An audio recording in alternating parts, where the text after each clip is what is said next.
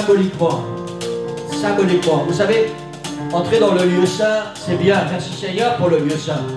Mais si nous ne sommes pas passés du lieu saint au lieu très saint, quand on va quitter ce lieu tout à l'heure, il n'y a rien qui aura changé dans nos vies. On aura apporté une louange au Seigneur et c'est tout ce qui se sera passé. On aura peut-être entendu la parole du Seigneur, elle aura peut-être fait un petit effet dans notre cœur, mais nos vies ne seront pas changées. Pour que nos vies soient changées, il faut qu'il y ait la présence du Seigneur qui vienne et qui remplisse nos vies. Il faut passer de l'autre côté du voile. Alors symboliquement ce matin, à partir de la dernière rangée de chaises, jusqu'au bout, vous êtes dans le lieu saint. Après la dernière rangée de chaises, toute cette partie devant vous, c'est le lieu très saint. C'est le lieu très saint. Vous avez le choix ce matin, soit vous pouvez rester dans le lieu saint, soit vous pouvez traverser le voile, arriver dans le lieu très saint, là où il y a la gloire du Seigneur. Seigneur, ouvre les yeux de mon cœur, je veux te voir, je veux voir ta gloire. Si tu veux vraiment voir la gloire du Seigneur ce matin, tu dois passer de l'autre côté du voile. Tu dois arriver de l'autre côté du voile. Amen. Alléluia. Alléluia. L'église, il y a quelque chose de puissant ce matin. Il y a quelque chose de puissant dans ce lieu. Le Seigneur veut faire quelque chose de spécial ce matin. Il y a une option spéciale dans ce lieu. Et si tu veux voir la gloire du Seigneur, tu dois traverser le voile et tu dois aller dans le lieu très saint. Dans le lieu très saint. Alléluia. Ouvre les yeux de mon cœur. Seigneur, je veux te voir. Alléluia.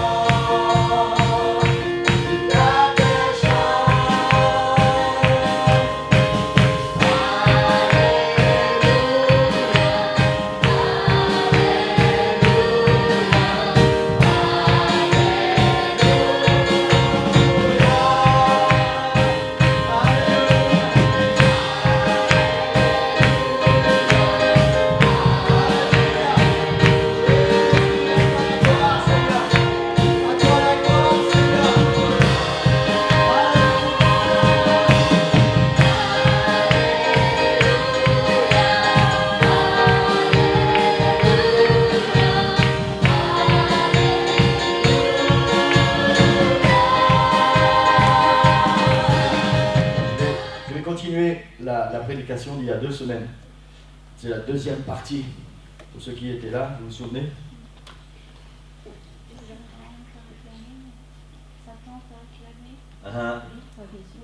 Mais j'ai prié pour toi. Alléluia. Alléluia. On va faire cette lecture dans Luc chapitre 22, versets 31 et 32. J'ai repris les mêmes versets.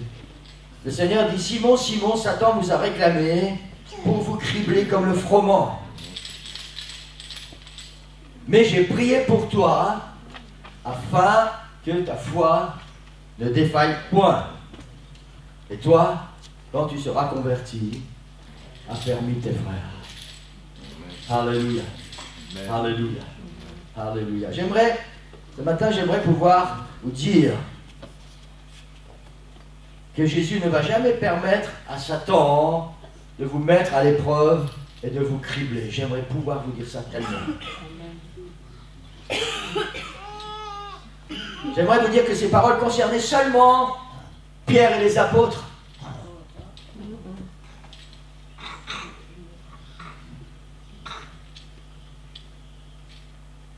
J'aimerais pouvoir vous dire que tout va toujours aller bien pour chacun de vous et que vous n'aurez jamais de problème. J'aimerais tellement, en tant que pasteur, pouvoir vous dire ça. Là, je suis sûr que vous déborderiez d'amour pour moi. J'aimerais pouvoir te dire ce matin que parce que tu es un enfant de Dieu, tu es protégé du passage au crible. J'aimerais pouvoir te dire: Alléluia, gloire au Seigneur, plus de problèmes, plus de soucis, tu es un enfant de Dieu, et alors je vous verrai tous debout en train de dire Alléluia et de danser. Ça, c'est ce que j'aimerais ce matin.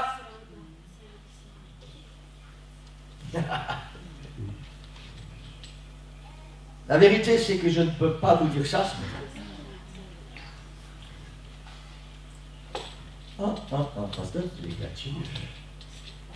Il y a une suite. Hein? Amen. Amen. Alléluia.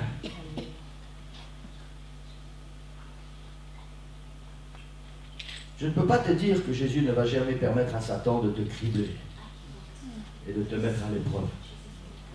Je ne peux pas te dire que ces paroles concernaient seulement les apôtres. Je ne peux pas te dire que tout va toujours aller bien pour toi. Mais je peux te dire que Jésus veut que tu saches ce matin ce qu'il a dit à Pierre et ce qu'il nous dit à chacun de nous ce matin. Écoute la voix de Jésus. Satan t'a réclamé pour te cribler comme le froment, mais j'ai prié pour toi afin que ta foi ne défaille point. Une autre traduction dit: pour que la foi ne vienne pas à te manquer. Amen. Je ne vais pas répéter la prédication d'il y a 2 semaines. Il y a une certitude avec laquelle il faut vivre.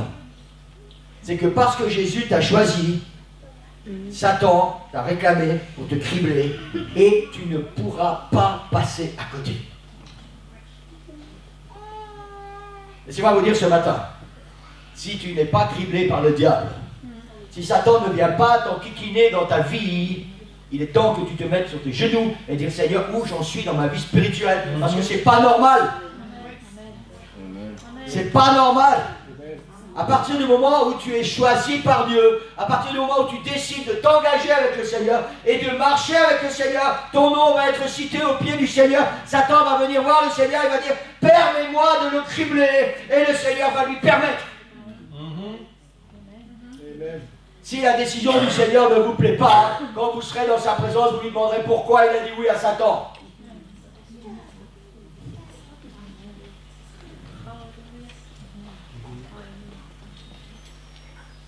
Il y a une autre certitude, Église. Jésus a dit: j'ai prié pour toi, afin que la foi ne vienne pas à te manquer. Pour ceux qui étaient là il y a 2 dimanches, je ne sais pas si vous avez, j'allais dire, mijoté un petit peu ces paroles. Travaillez avec ces paroles. Jésus a dit: j'ai prié pour toi, afin que la foi ne vienne pas à te manquer. Il y a une révélation extraordinaire dans cette phrase de Jésus pour chacun de nous, Église. Une révélation extraordinaire. Parce que Jésus a prié pour toi.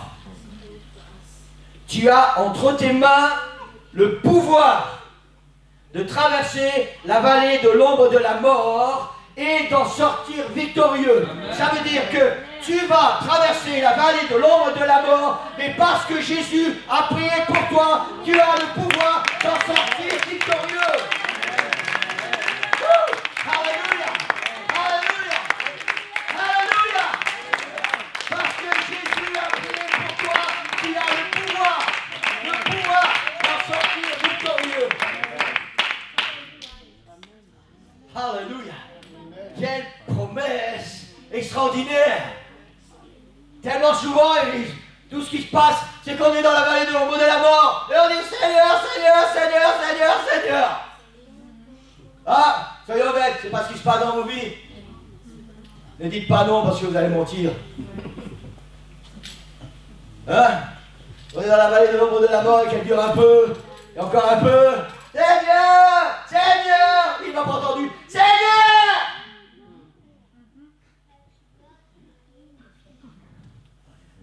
Ouais, on se couche.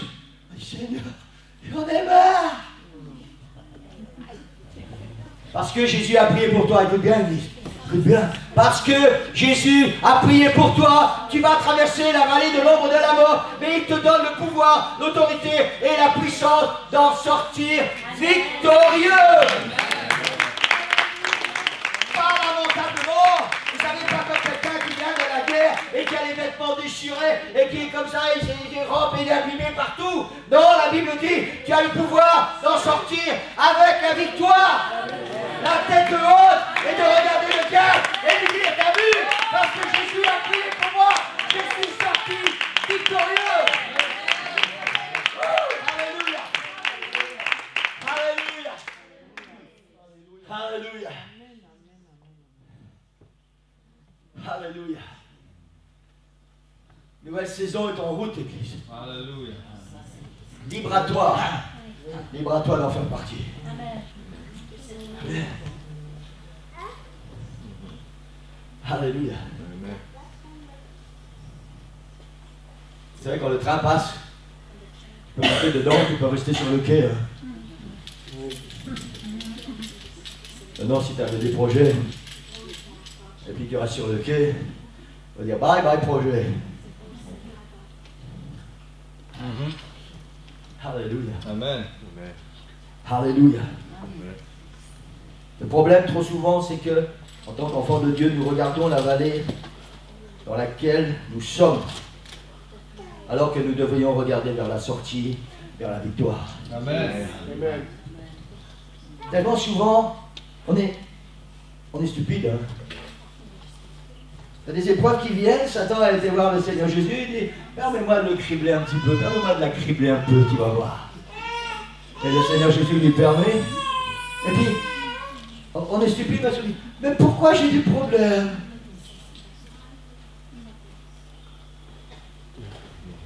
Peut-être parce qu'aucun pasteur ne t'a dit jusqu'à maintenant que parce que tu es enfant de Dieu, parce que tu as choisi de marcher avec le Seigneur, parce que tu as choisi de le suivre, alors tu vas avoir des problèmes. Si c'est ce que vous devriez entendre, ou ce que vous auriez dû entendre, voilà, c'est fait. Parce que tu as choisi de marcher avec Dieu, parce que tu as choisi celui qui est plus grand, parce que tu as choisi de donner ta vie au Seigneur et dire Seigneur, je vais te suivre et je vais marcher avec toi, alors tu vas avoir des problèmes, parce que l'ennemi de Dieu est devenu ton ennemi. C'est juste. Amen. Alors quand les problèmes viennent t'accabler, quand les problèmes viennent t'assaillir, quand il y a une vallée de l'ombre de la mort qui ouvre grande sa bouche devant toi, ne fais pas l'idiot, sois pas surpris. Tu sais très bien que ça va arriver. Ouais. Amen. Alors si tu sais que ça va arriver, arrête de regarder cette vallée. Parce que le Seigneur a promis que tu vas en sortir victorieux. Alors regarde vers la sortie, regarde vers la victoire, et tu vas voir comment ça va être beaucoup plus facile. Arrête de regarder tes pieds. Regarde vers le Seigneur. Alléluia. Regarde vers celui qui est plus grand. Amen. Alléluia. Alléluia. Alléluia. Alléluia. Lorsque tu passes par le crible, par la vallée de l'ombre de la mort, tu as seulement deux solutions. Vous n'avez pas froid? C'est bien, parce que moi j'ai chaud. Si vous avez froid, venez ici sur les salles, vous allez voir, il fait chaud ici. Waouh! Lorsque tu passes par le crible, par la vallée de l'ombre de la mort, tu as seulement deux solutions. Pareil que j'ai des origines italiennes. Je dis deux, je peux faire deux. Quand c'est trois, je dis trois. Tu as toujours besoin des signes à la parole.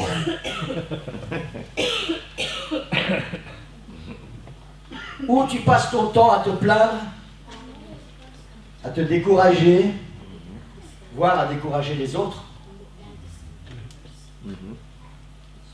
à te lamenter, à gémir, à broyer du noir et à tout laisser tomber en donnant la victoire au diable. Ça, c'est la première hypothèse. Sinon, il y a une deuxième hypothèse. C'est que tu continues d'avancer, même si c'est difficile, en mettant ta foi dans les promesses du Seigneur et en regardant vers la sortie, vers la victoire. Ça, c'est la deuxième hypothèse. Et Église, je voudrais vous encourager ce matin. C'est la meilleure. C'est la meilleure. Croire dans les promesses du Seigneur et regarder vers la sortie, vers la victoire. Alléluia. Alléluia. J'aimerais tellement vous dire ce matin, tu ne vas plus jamais rencontrer de problème. Tu ne vas plus jamais rencontrer de soucis. Tu vas voir comment la vie est belle quand on marche avec Dieu. Mais ça, c'est vrai. Oui.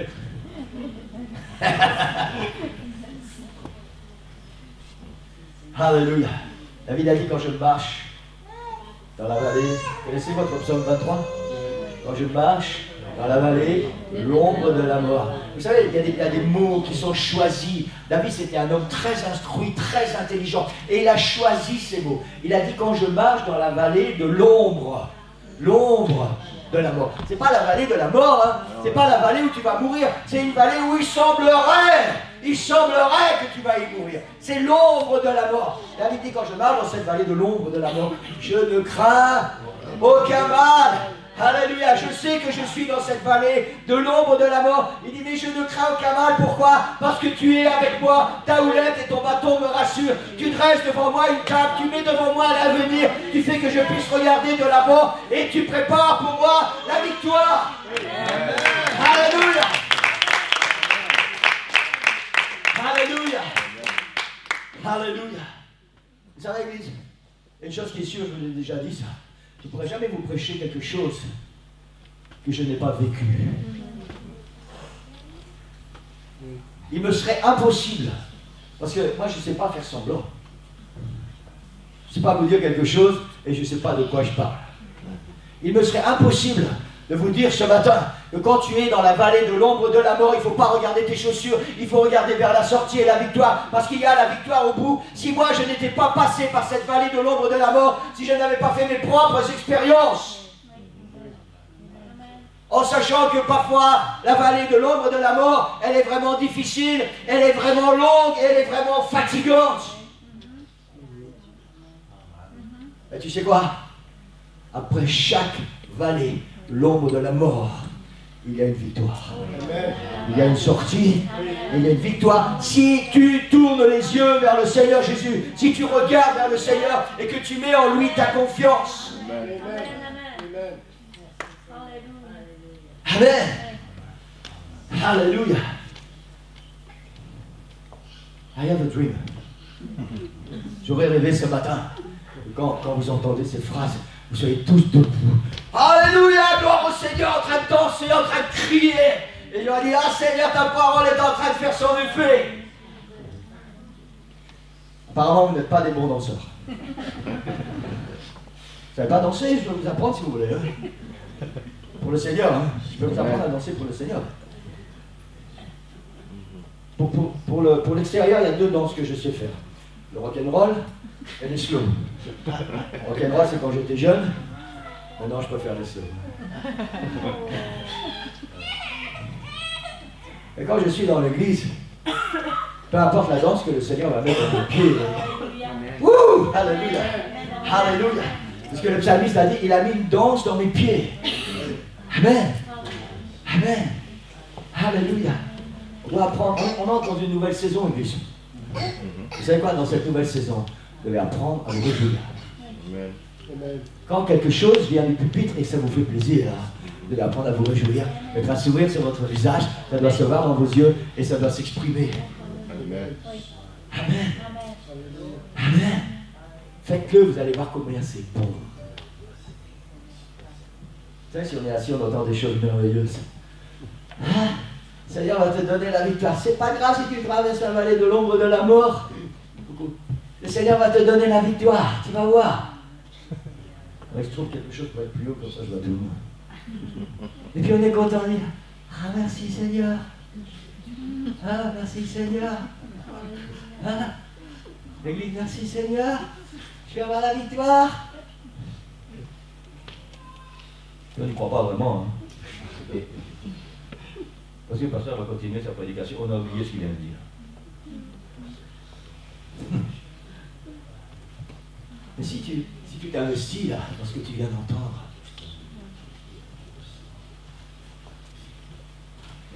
si tu viens un sourire sur ton visage, parce que tu as entendu quelque chose d'extraordinaire, vient de la part de ton Dieu.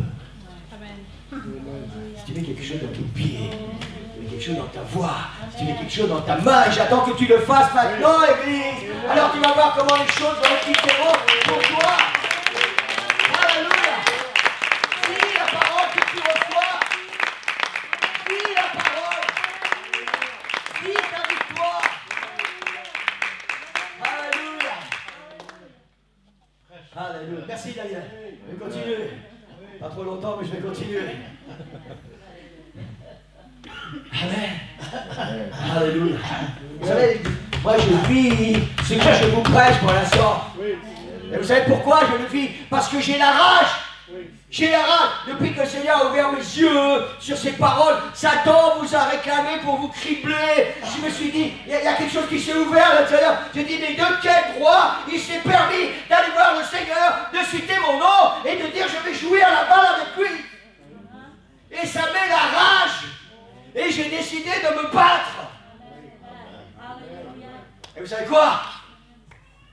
Je vais me battre jusqu'à ce que j'ai la victoire. Parce que c'est pas lui qui va avoir la victoire. Parce que Jésus a déjà vaincu à la croix. Il a déjà vaincu. Arrête de croire qu'il est grand, qu'il est fort, le diable, qu'il peut faire tellement de choses. Il est mort, il est vaincu.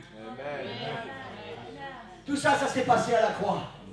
À la croix, 2000 ans. Jésus a payé le prix. Vous savez ce qui s'est passé à 2000 ans? Il y a eu un dialogue entre Jésus et le diable. Et Jésus a dit au diable, je vais récupérer tous ceux que tu m'as volés. Je vais les récupérer. Et le diable il a dit, oh, pas si vite Jésus. Tu vas devoir payer un prix pour ça. Parce qu'ils m'appartiennent maintenant. Jésus donne, Satan marchande. Est-ce que vous avez déjà pensé à ce qui s'est passé? Le diable a dit à Jésus, pas si vite, ils m'appartiennent. Si tu les veux, il faudra payer.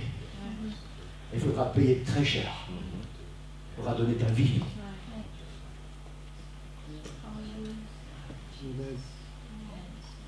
Et vous savez quoi? Jésus a dit, pas de problème. Pas de problème. C'est pour toi que Jésus est monté sur la croix. Pour qu'aujourd'hui, tu aies la victoire. Quand Jésus est mort et qu'il est ressuscité, parce qu'il est ressuscité, tu as la victoire.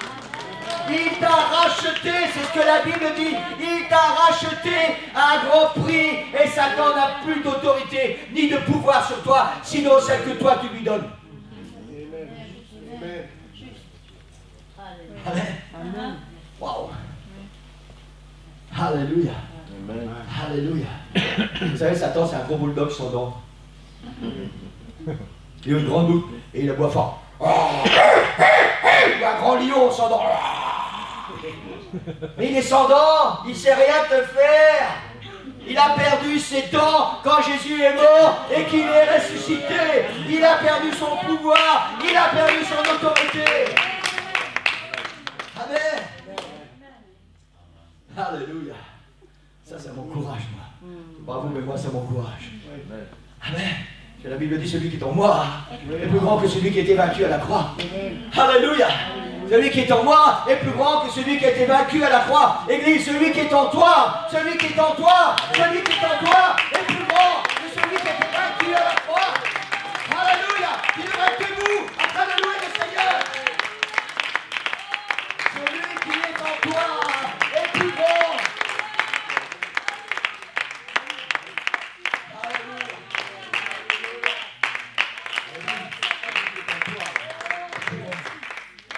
Que tous tes problèmes, que tous tes soucis, peu importe ce qui t'arrive, lui qui est en toi est plus grand parce que Jésus l'a vaincu à la croix.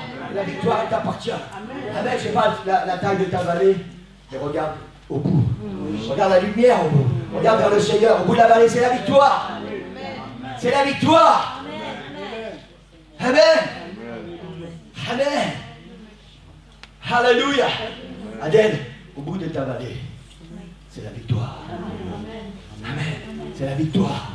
Il faut juste arrêter de regarder vos pieds.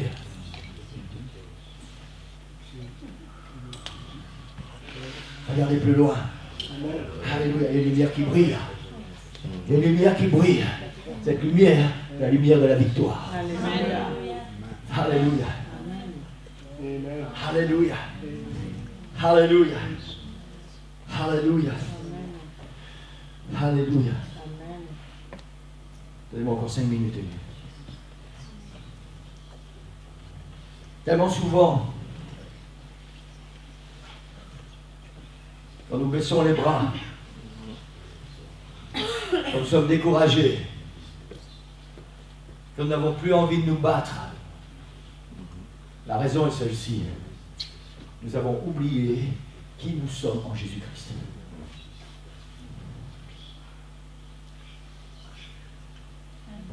Nous avons oublié qui nous sommes en Jésus-Christ. Amen. Amen. La Bible dit, je puis tout par celui qui me fortifie. Amen. Je puis tout. Amen. Parfois, nous regardons dans un miroir qui est tronqué. Un mauvais miroir qui ne nous permet pas de voir qui nous sommes en Jésus-Christ. En Jésus-Christ, nous sommes une armée victorieuse, Église. Nous sommes une armée victorieuse. Ça, c'est la réalité. Nous ne sommes pas des soldats vaincus. Nous sommes une armée victorieuse parce que le chef, c'est Jésus-Christ.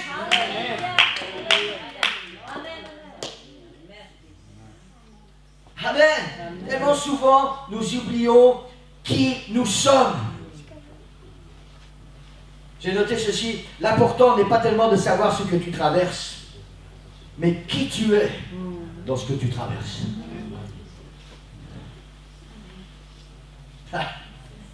Qui tu es dans ce que tu traverses.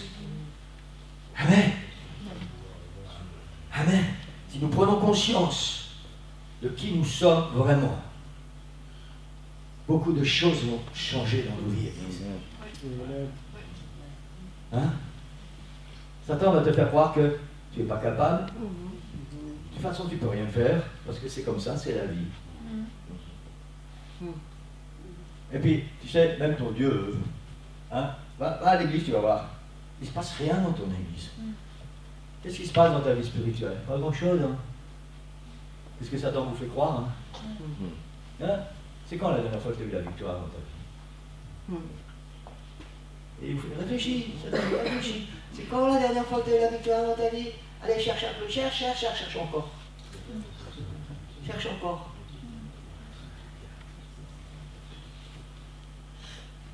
Il essaie de te faire croire que tu es quelqu'un d'autre que qui tu es. Tu es un enfant de Dieu, Amen. Sauvé par grâce. Amen. Tu as été racheté à un grand prix sur la croix. Amen. Et tu es plus que vainqueur par celui qui vit en toi. Amen. Ça, c'est la vérité. Ça, c'est la réalité. Amen. Amen. Dans le psaume 139, 14, David dit, je te loue de ce que je suis une créature si merveilleuse. Waouh. Hein, parfois vous pensez que votre pasteur est prétentieux parce que je vous dis que quand je me regarde dans le miroir, je dis ah miroir, miroir, qu'est-ce que tu m'envoies une belle image. Même David faisait ça, il regardait dans le miroir, il disait oh Dieu, je te loue de ce que je suis une créature si merveilleuse. Il ne regardait pas dans le miroir, il regardait dans le miroir spirituel, il regardait vers son Dieu. Je te loue Seigneur de ce que je suis une créature si merveilleuse. Quand Satan vient te voir, il dit t'es un bon à rien. C'est pour ça que tu traverses la vallée de l'ombre de la mort et je vais te faire lécher la boue. Alors relève-toi, relève-toi et regarde vers le Seigneur, regarde vers la sortie et dis Seigneur, je te loue de ce que je suis une créature si merveilleuse. Alléluia, alléluia, alléluia. 1 Corinthiens 12, 27 dit vous êtes le corps de Christ et vous êtes ses membres, chacun pour sa part. Peut-être un jour on va faire une étude biblique poussée sur ces versets.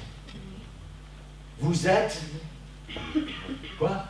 Le corps de Christ. Le corps de Christ. Vous savez quoi? Satan, il n'a aucun pouvoir sur le corps de Christ. Il n'a aucun pouvoir sur Jésus. Il a été vaincu à la croix. Et la Bible dit, vous êtes le corps de Christ. Alors arrête de croire que tu n'es rien, que tu es bon à rien. Tu es le corps de Christ. Et à cause de ça, Satan n'a aucun pouvoir sur toi. Ça, c'est ce que tu es. Et même si parfois tu penses que tu n'es que le petit orteil, eh bien merci Seigneur, vous savez quoi? S'il y a les orteils, parce qu'on en a besoin pour tenir l'équilibre. Parce que si tu enlèves tes orteils, tu vas voir ce qui va se passer. Amen. Amen. Matthieu 5, 13 dit, vous êtes le sel de la terre. Alléluia. Vous êtes la lumière du monde. Waouh! Ça, c'est quelque chose d'extraordinaire. Vous êtes la lumière du monde. Quand tu traverses la vallée de l'ombre de la mort, vous savez, dans la vallée de l'ombre de la mort, il fait noir. Mais le Seigneur te rappelle ce matin que tu es la lumière du monde. Et c'est ta lumière qui va t'éclairer quand tu vas traverser cette vallée de l'ombre de la mort. Et c'est pour ça que tu n'as rien à craindre. Amen. Amen. Si tu penses que la lumière, c'est les autres chrétiens, ceux qui sont plus spirituels que toi, ceux qui sont plus anciens dans l'église que toi, ceux qui ont des galons dans l'église. Non, non, non. Le Seigneur dit, tu es. Enfant de Dieu, tu es la lumière du monde. Amen. Jean-Luc, regarde-toi dans le miroir du Seigneur, dans le miroir spirituel, et dis-toi, je suis la lumière du monde. Et j'éclaire ceux qui m'entourent. Amen. Souviens-toi de qui tu es pour obtenir ta victoire. Amen. Et je vais terminer, je ne sais pas qui va prendre le piano ce matin. Je vais terminer avec ce récit de Pierre et Jean. Tout le monde connaît ce récit. Pierre et Jean vont au temple. Et puis il y a quelqu'un qui est là, qui est malade depuis tellement longtemps. Et Pierre et Jean, ils ne peuvent pas s'empêcher parce qu'ils savent qui ils sont. Ils savent qu'ils sont la lumière du monde. Ils savent qu'ils sont le sel de la terre. Ils savent qu'ils ont reçu l'autorité au nom de Jésus. Et dans cette commission que le Seigneur leur a donnée, ce qu'on appelle dans notre jargon chrétien la grande commission, on leur a dit, allez, faites de toutes les nations des disciples, guérissez les malades. Imposez les mains aux malades et les malades seront guéris. Pierre et Jean arrivent au temple. Ça n'a rien à voir ce verset. C'est pas grave, on n'en a plus besoin. Et il regarde cet homme paralytique. Et il dit, j'ai pas d'argent, j'ai pas d'or, de monnaie. Mais j'ai quelque chose. Vous connaissez cette histoire, hein? Je vais juste que vous la rappelez ce matin, vous la connaissez par cœur, même les enfants la connaissent. Au nom de Jésus-Christ de Nazareth, lève-toi et marche. Et la Bible dit, ils l'ont pris par la main. Et d'un bond, il fut debout. Et il a commencé à louer Dieu. Il est rentré dans le temple. Et il a commencé à glorifier le nom du Seigneur. Et puis tous les gens sont venus. C'est pas le boiteux qui était à la porte de paralytique. Ouais, c'est bien lui, mais qu'est-ce qu'il fait debout? Pourquoi il danse? Qu'est-ce qui s'est passé? Et le voiture dit, mais c'est Pierre et Jean. Amen. Pierre et Jean se sont souvenus qu'ils étaient la lumière du monde, qu'ils étaient le sel de la terre, que le Seigneur les avait choisis pour accomplir un ministère. Et ils ont accompli ce pourquoi le Seigneur les a choisis. Et ils ont commencé à enseigner tous ces gens dans le temple. Et puis il y a les pharisiens, vous savez ces pharisiens, ces hommes religieux, hein, avec des grands phylactères. Ces hommes qui s'arrêtent dans les coins des rues pour faire des grandes prières. Ça, tout le monde voit qu'ils sont en train de faire des grandes prières. Les pharisiens sont venus. Ils ont dit, qu'est-ce qui se passe ici? C'est quoi ce désordre dans l'église? Vous savez, ça existe encore aujourd'hui. Hein. Il y a des églises, enfin, des endroits qui s'appellent églises. Et dès qu'il y a l'Esprit du Seigneur qui agit un peu, que quelqu'un est venu, il dit, qu'est-ce quoi ce désordre? Et Pierre et Jean ont été embarqués. Ils ont été mis en prison. Parce qu'ils ont été la lumière du monde. Parce qu'ils ont été le sel de la terre. Parce qu'ils ont accompli ce qu'ils sont, des enfants de Dieu, qui doivent sauver les gens. Et puis ces pharisiens, vous savez, ils étaient coincés entre deux feux. Parce qu'eux, ils avaient envie de les lyncher. Hein. Parce que Jésus, leur chef, on l'avait déjà crucifié quelque temps avant. Alors c'est pas eux qui allaient embêter les gens. Mais en même temps, il y avait tout le peuple là. Et ils ne voulaient pas d'une révolte. Alors pour une fois, ils ont été un petit peu intelligents. Hein. Ils ont dit, bah, on va leur interdire de parler dans le nom de ce Jésus-là. On va leur interdire. Et ils ont appelé Pierre et Jean, ils ont dit, mais non, écoutez bien, on vous interdit de parler au nom de Jésus, ou de faire quoi que ce soit au nom de Jésus. Pierre et Jean, ils étaient la lumière du monde. Hein. Ils se souvenaient de ce qu'ils étaient. Est-ce que tu te souviens de qui tu es?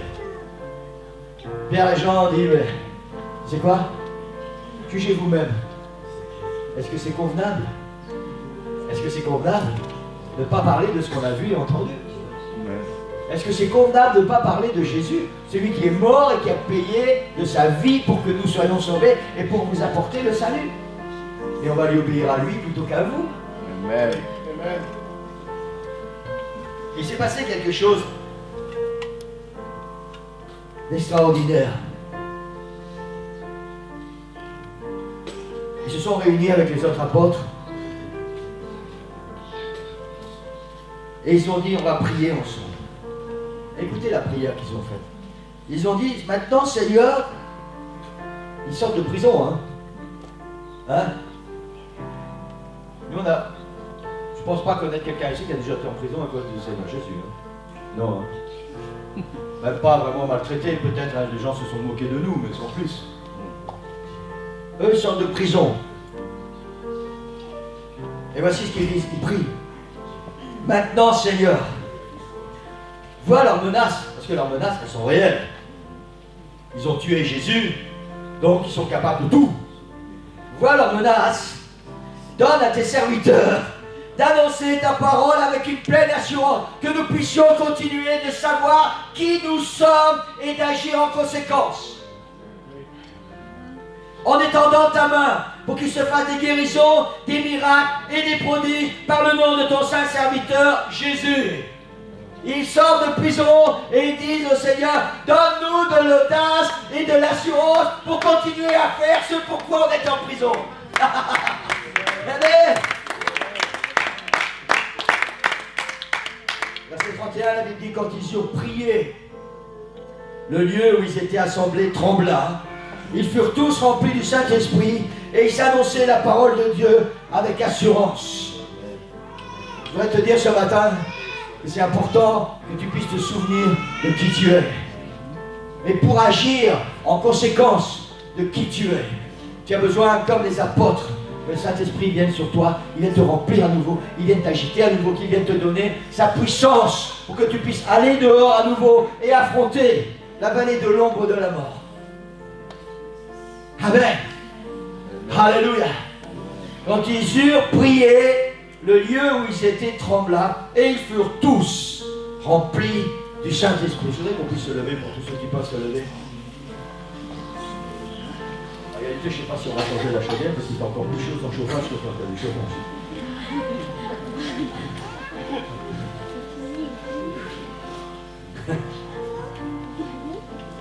Alléluia. Alléluia. Maintenant, Seigneur, vois leurs menaces et donne à tes serviteurs d'annoncer ta parole avec une pleine assurance. En étendant ta main pour qu'il se fasse des guérisons, des miracles et des prodiges dans le nom de Jésus. Est-ce que quelqu'un a besoin de faire cette prière ce matin? Maintenant, Seigneur, vois la vallée dans laquelle je suis.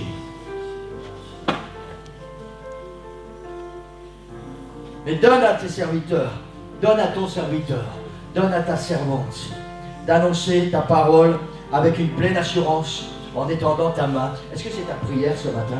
Pour qu'il se fasse des guérisons, des miracles et des prodiges dans le nom de Jésus.